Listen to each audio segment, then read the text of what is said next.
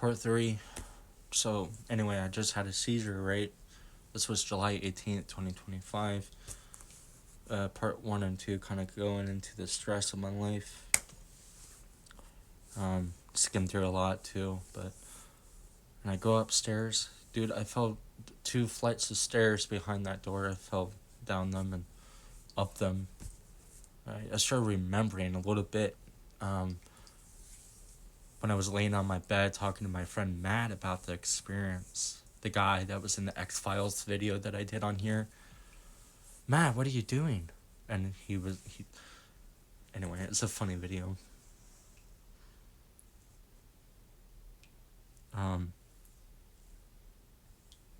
So anyway,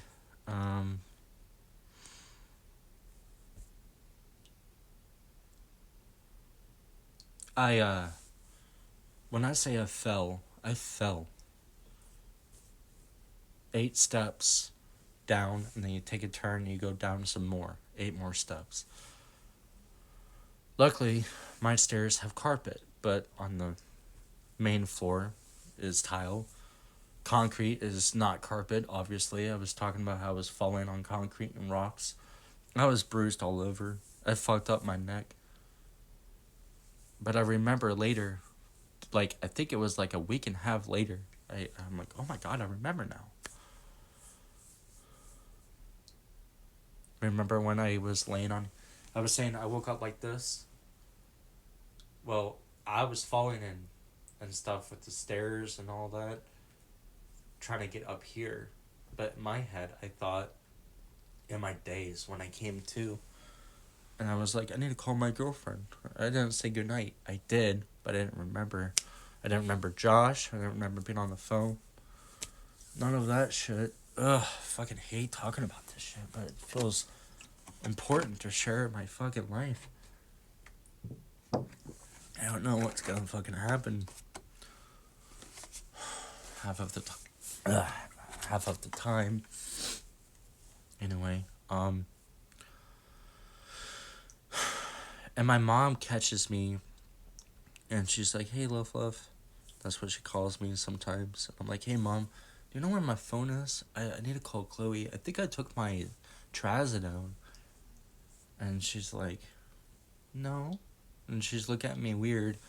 And then, "You were on the phone with Josh outside. I saw you rocking." And I'm like, "I was?" And as soon as she picked it up off the ground on the front porch, I was like, "Oh." Or on the table. I remembered. And I collapsed on my ass.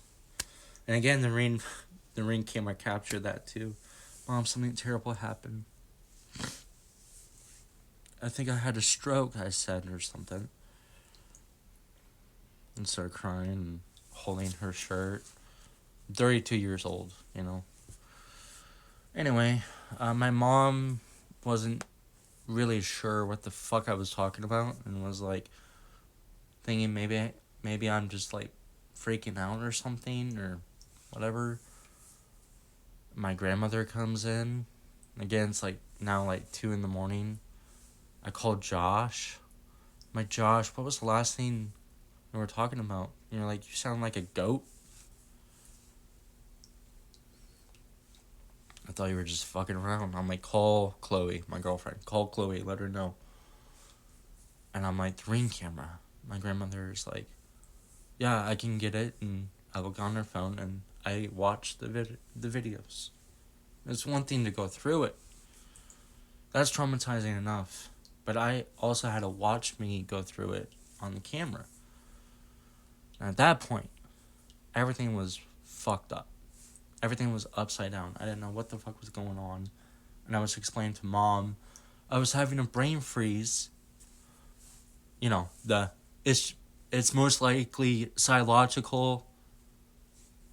Fucking neurologist, fucking know-it-all Andy over there. It's a term. Twitch, the smart Andy or whatever. I know a few Andys in my life. I'm not talking about them. I know my friends and family are on here too. But they're not part of the gaming community. Anyway, So once we saw the video and my girlfriend was on the phone, she's like, "You need to go to the ER." And that's the last thing I want to do, but I go.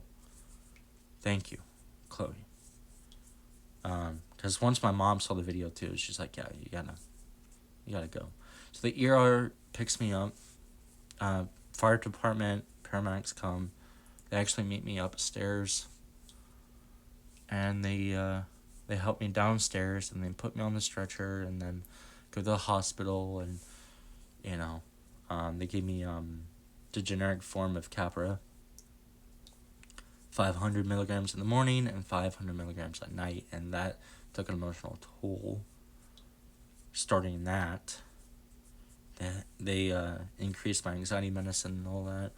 For days, I was fucking so emotional, and part of it was because I didn't know what was wrong with me, because we did a CAT scan, and it's the same, like, it showed abnormal stuff, but, I mean, you know, I wasn't sure what they meant, and no one mentioned anything about seizures yet. So anyway, then I started taking the medication, and I started to feel like the auras were gone, but then they were coming back full force. I haven't had a seizure since, but a couple of days ago I had to go to the hospital because, again, no one told me the term for it or anything. Neurologist. The only thing I had was a neurologist told me that it's psychological. There's no medical term for what you have.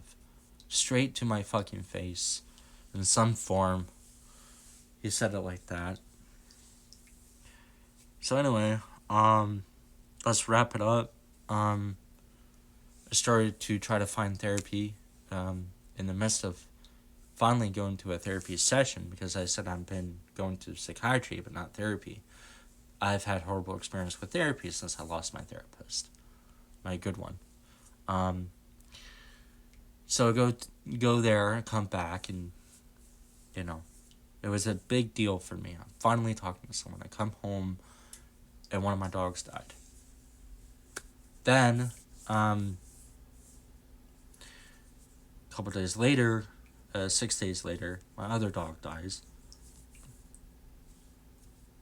These dogs have been in my life for so long. It's my grandparents' dogs, but I've been living with them now. But that one died of a seizure.